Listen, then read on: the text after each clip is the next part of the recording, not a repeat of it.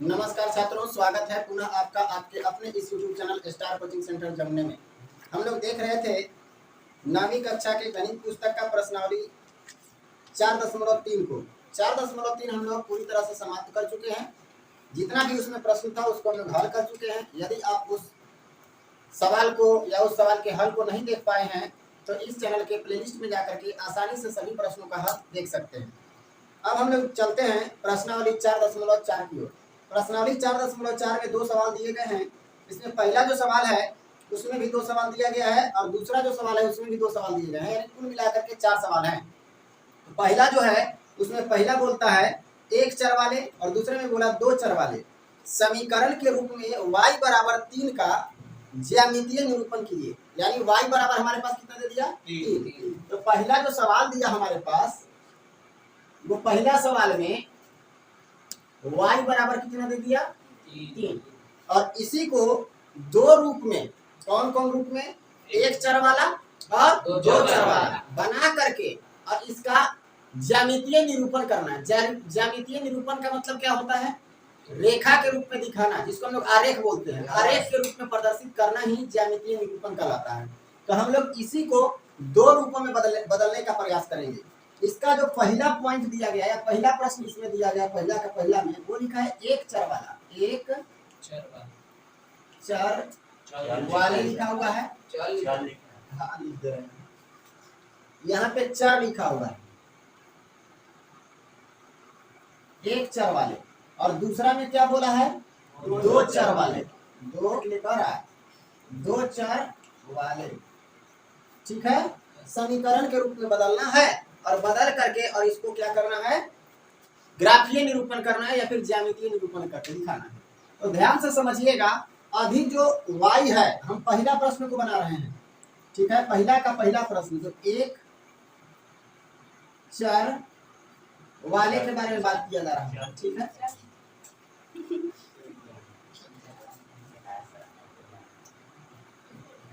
एक चर वाले के बारे में बात किया जा रहा है। ठीक है, तो अभी हम बात करें y बराबर 3 का। तो बताइए, तो इसमें एक चर है कि दो चर है? एक ही चर है ना। एक ही चर का हमको जरूरत था, एक ही चर है भी। तो और दूसरा कोई निरूपण करने की जरूरत नहीं है, यानी दूसरे रूप में बदलने की जरूरत नहीं है। एक चर के बारे में बात किया था, एक चर दिया हुआ है, सिर्फ इसको हम लोग ग्राफ के रूप में दिखाने का प्रयास करते हैं। या तो आप ग्राफ बना दें या फिर एक सरल रेखा बना करके भी आप इसका इस्तेमाल कर सकते हैं। जैसे कभी आप लोग को संख्या रेखा बताया गया होगा, संख्या रेखा के बीच में 0 होता है, बाईं तरफ माइनस में होता है और दाहिने तरफ प्लस में होता है।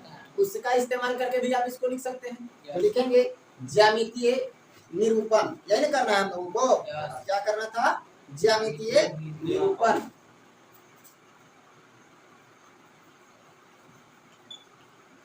ज्यामितीय निरूपण। ठीक है, कैसे करेंगे ज्यामितीय निरूपण? y बराबर 3 दिया है, x बराबर तो 3 नहीं दिया, तो x अक्ष पर तो हमको लेना नहीं है, y अक्ष पर लेना है। एक y अक्ष बना लेंगे और बीच में 0, नीचे की ओर माइनस में और ऊपर की ओर प्लस में, और प्लस की ओर जाकर के 3 को आपको दिखा देना है, कोई दिक्कत नहीं। लेकिन कभी कभी आप दूसरे बुक वगैरह में देखिएगा या कोई बता देता है कि इसको आप क्षैतिज भी लेकर के x अक्ष पर भी मान करके बना दीजिएगा, तो कोई दिक्कत नहीं है। तो दोनों सही है, कोई आपत्ति नहीं है। आप y वाला पर भी बना सकते हैं और x वाला पर भी बना सकते हैं। ठीक है, क्योंकि एक ही है ना, इसमें तो एक ही चर है। दो चर रहेगा तब ना कोई x पर और कोई y पर रहेगा। लेकिन अगर एक ही है तो आपको जिस अक्ष पर मानने का जरूरत मतलब आवश्यकता लगता है या जिस अक्ष पर आप मानना चाहते हैं आसानी से मान सकते हैं, कोई दिक्कत उसमें नहीं है।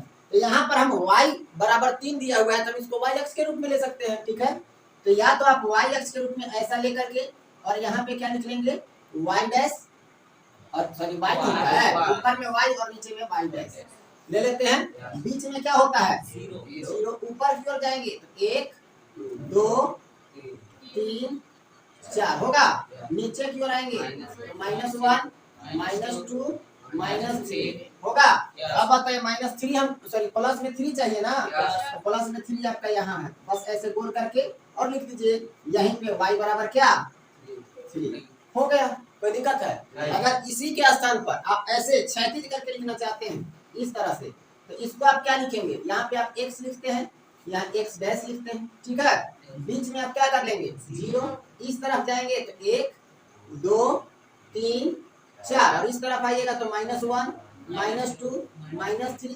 तो हमको क्या चाहिए प्लस में 3 चाहिए ना, यहाँ पे प्लस में 3 के पास जा करके और गोल बना लीजिए और लिख लीजिए y बराबर 3।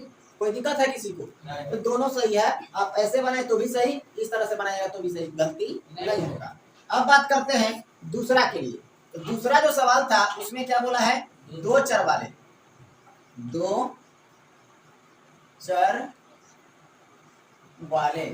ध्यान दीजिएगा, दो चर वाले के लिए क्या करना होगा, y बराबर 3 है ना दिया हुआ है। अब यहाँ पे तो एक ही चर है और हमको बदलना है दो चर में, मतलब एक जैसे यहाँ पे y है तो x वाला भी लाना है। तो x वाला कैसे आएगा, एक बात बताइए, इसको हम ऐसा लिख सकते हैं क्या, 0x प्लस y बराबर 3 लिख सकते हैं।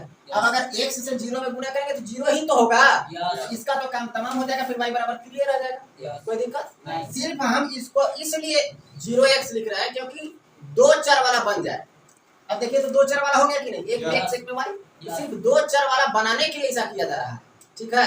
अब आगे बढ़ते हैं, अगर हम एक को फ्री करना चाहें तो एक को जब फ्री कीजिएगा तो ये जो 0x है वो कहाँ चला जाएगा, उस तरफ। तो y बराबर हमारे पास क्या रहेगा 3 माइनस 0x। यहाँ तक किसी को कोई दिक्कत नहीं। अब क्या करते हैं हम लोग, जब ग्राफ बनाना होता है, ज्यामितीय निरूपण करना होगा तो हम लोग को क्या करना होगा, मान सारणी निकालना होगा। मान सारणी लिखेंगे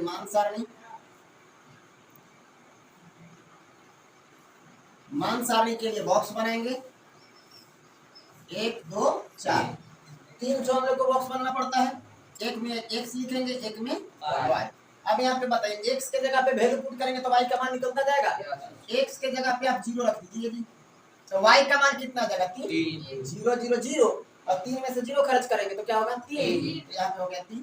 अगर यहाँ पे हम 2 रख लेते हैं, कितना रखे 2 से 0 में गुणा करेंगे 0 होगा, 2 नहीं होगा, ठीक है 0 और 3 में से 0 खर्च 3, यहाँ पे क्या होगा। फिर आगे बढ़िए, अगर हम यहाँ पे 1 रख लेते x के स्थान पर तो 1 0 0 और 3 में से 0 खर्च 3।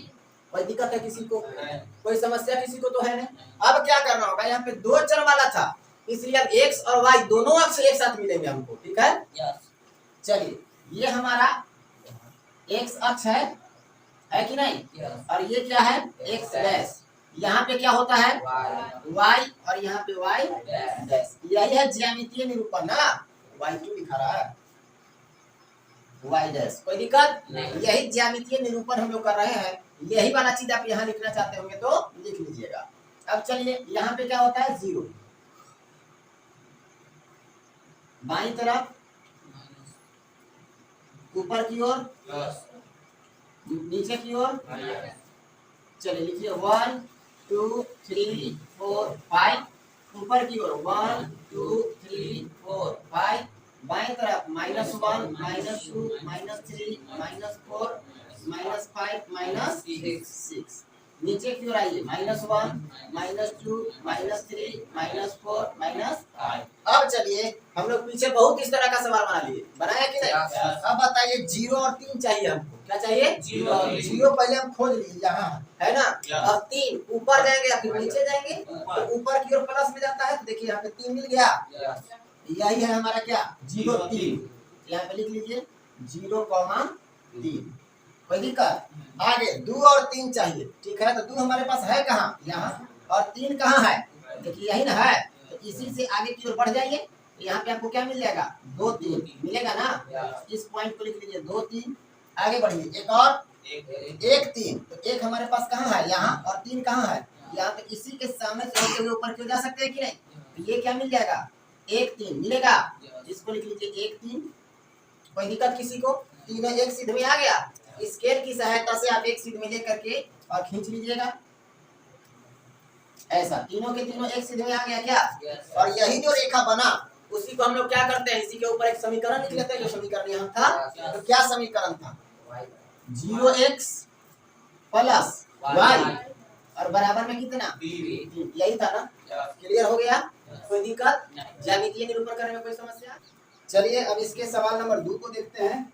सवाल नंबर 2 में कहता है, समझिएगा, एक चर वाले और दो चर वाले फिर से दो सवाल आ गया। इसमें जो समीकरण दिया है वो ऐसा दिया हुआ है 2x plus 9 is equal to 0।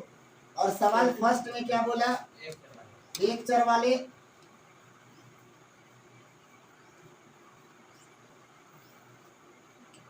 और दूसरा में क्या है, दो चर वाले। अब आपको ये देख करके समझना है कि क्या अभी जो समीकरण दिया गया है उसमें एक चर है कि दो चर है? एक चर है ना, केवल एक चर, ठीक है, एक चर वाला है। सबसे पहले एक चर वाले का हम लोग ज्यामितीय निरूपण कर लेते हैं। इसके बाद फिर क्या करेंगे, दो चर वाला एक समीकरण बनाएंगे और उससे हम लोग क्या करेंगे, ज्यामितीय निरूपण करने का प्रयास करेंगे।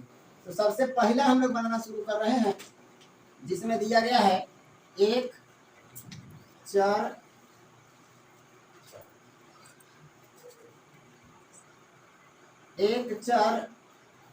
वाले, ठीक है। अब ध्यान दीजिएगा, यहाँ ये तो एक चर है ही, बस इसी सूत्र को, समीकरण को हम लोग को क्या कर देना है, लिख देना है, मान निकाल लेना है x को अलग करके, ठीक है।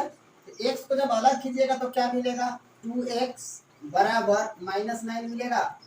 और x बराबर जब लिखेंगे तो -9 बाई क्या हो जाएगा, 2। जब हम भाग करेंगे तो क्या आने वाला है, 2 चौका 8, कितना बच गया, 1। अब फिर दशमलव दिए तो 2 बचे 10.5, यानी -4.5 आ गया। कोई दिक्कत, x का वैल्यू। अभी हम लोग देख रहे थे कि इसके पहले वाले सवाल में y बराबर आया था 3 आया था, तो हम लोग y अक्ष लेकर के बनाए थे, x अक्ष भी ले सकते थे, बात हुआ। अभी अब बात हो रहा है कि x बराबर -4.5 है, इसका मतलब इसको x अक्ष पर भी ले सकते हैं और y अक्ष पर भी ले सकते हैं, लेकिन x है तो x अक्ष पर ही लेंगे, कोई दिक्कत नहीं। तो चलिए यहाँ पे लिख लीजिए ज्यामितीय निरूपण।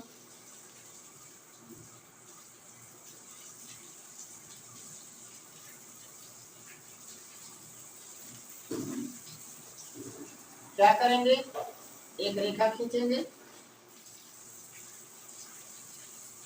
बीच में क्या होगा, 0।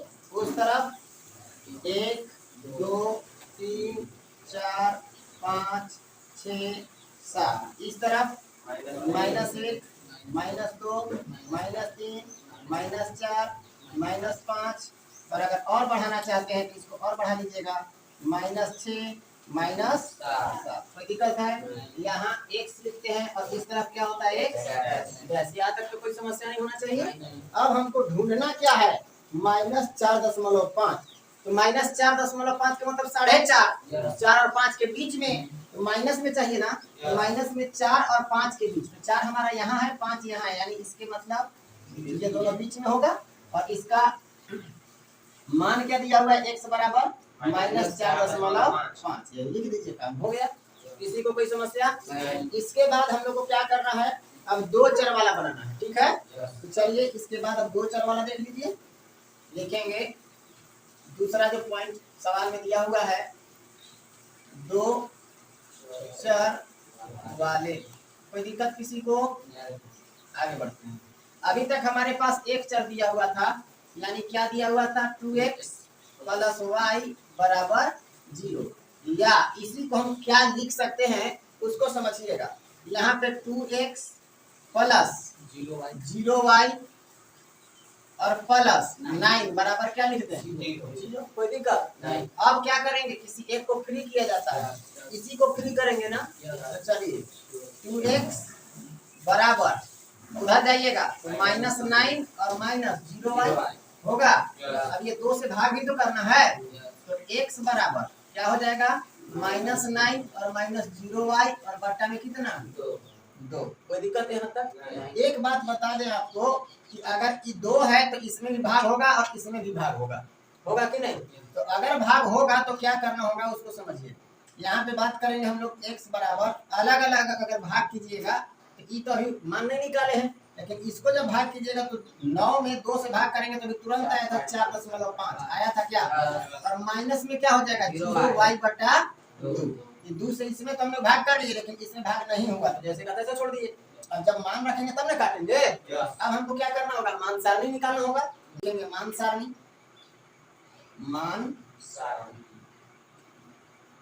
सारणी। बॉक्स बना देते हैं।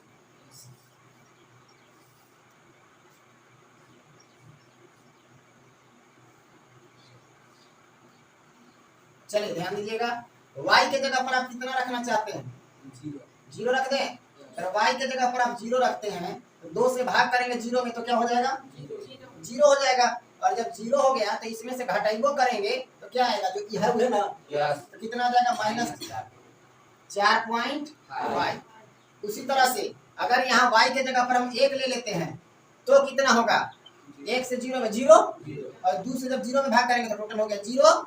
तो क्या बच गया? -4/5। 4/5 को 4.5 -4.5 हो गया। आगे बढ़िए। अगर हम बात करते हैं यहाँ 2 रखने का, अगर 2 रख देते हैं तो 2 से 0 में 0 और 2 से जब 0 में भाग करेंगे तो भी 0, इधर वाला हो गया 0, यहाँ बच गया -4.5। कोई समस्या है? मान सारणी निकल गया। इधर दिखाई दे रहा है क्या? अगर दिखाई दे रहा होगा तो लिखेंगे ज्यामितीय निरूपण। ज्यामितीय निरूपण क्या करना होगा? एक ग्राफ बनाना है, ठीक है? तो ध्यान दीजिए,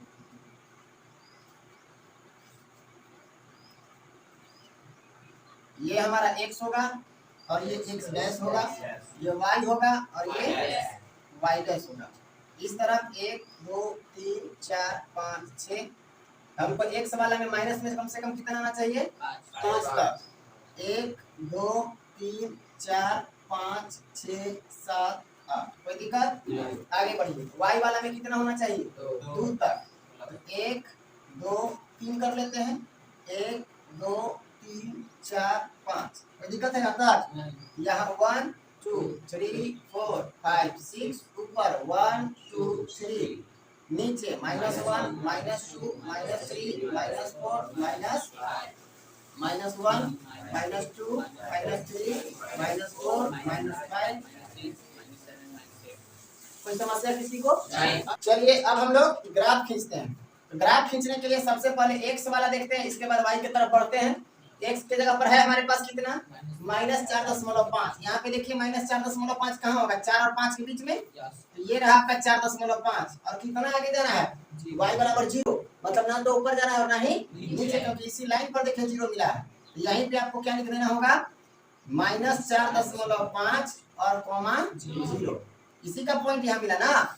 इसके बाद दूसरा में क्या है? -4.5 यानी यहीं और 1 आगे बढ़ना है। तो 1 ऊपर की ओर प्लस में होगा, यहाँ 1 के सामने आकर के और आपको क्या कर देना है? एक चिन्ह लगा लेना है।